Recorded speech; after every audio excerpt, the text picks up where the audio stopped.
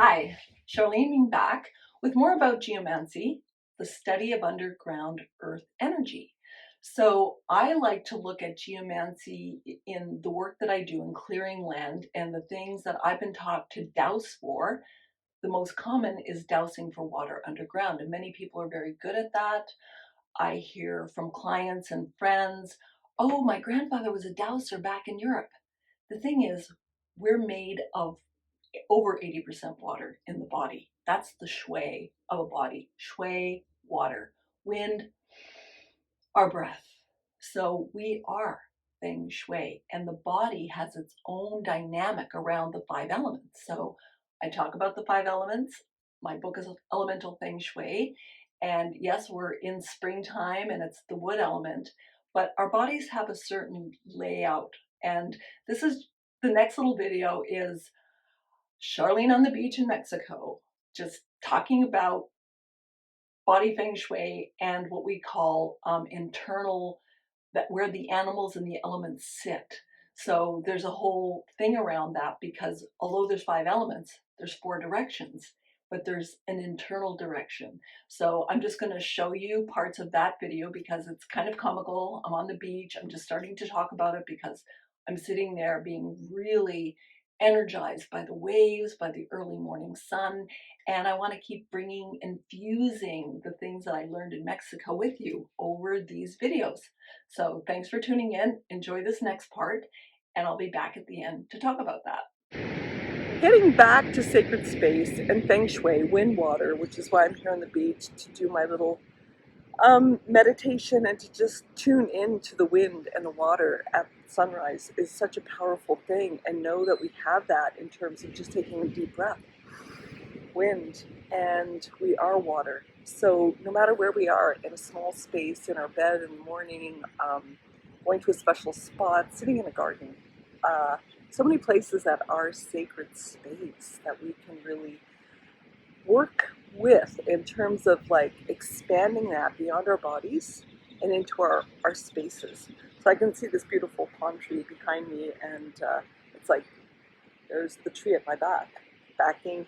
Talked about that in many of videos, and the importance of landscape feng shui. And landscape feng shui has to do with the five elements. East, sunrise, dragon, very tall on this side. Right in front of me. So what you see in front of me here is the vast ocean. Ming Tang, a view, vision. Sitting here looking out, it's what I see is what I go towards. So that's the phoenix, the phoenix that rises from the ashes, and it has to do with the fire element in the summer or in the middle of the day. So that's that part of the landscape in the body is our vision. Then on the west here, the lower is the crouching tiger, hidden dragon. Remember that movie? There's reasons for these metaphors, and they're powerful in terms of what we create. And then in the back is the tortoise, and that's the water element. So this would be the metal element, the gray tiger, and behind me is the water element. Ironically enough, though, it's always something larger than we are, like that tree behind me. It's always something that gives us backing, and I'm leaning up against a log, which is giving me good backing to sit against. Just to sit on the log itself is, or sit on the sand, I have to have a very prone back. But with my knee, I like to be leaning against something. And yes, in a meditative pose, strong meditative pose, the back is very straight, our backing. And that gives the ability of all the nervous system, the central core of our body, the lovely part of the the spiral that is our DNA that rises up the spine. And we know the medical system is the two snakes intertwined, very much like the DNA. So all of these things are very interrelated. We call this part, the center part of the body, earth energy. So we'll go over that one more time.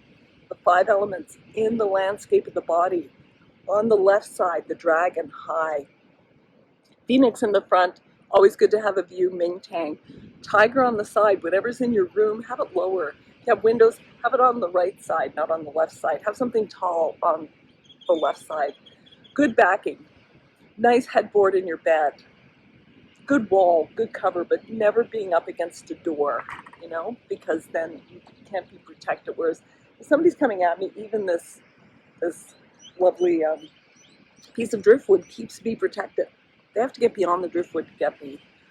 And then the snake at the center, the kundalini rising is the earth energy at the center. So again, wood, fire, metal, water, and the energy of earth rising.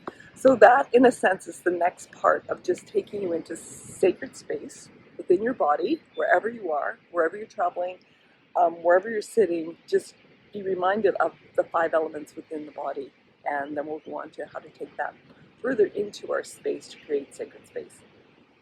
Oh, there's the mountain at my mountain tree. It's so fun to play with. It's everywhere. Feng Shui's everywhere. We're it. Feng Shui.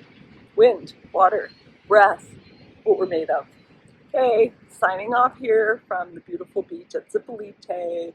And I have no idea when you will see this, but I hope you stay tuned for the next one. Ciao.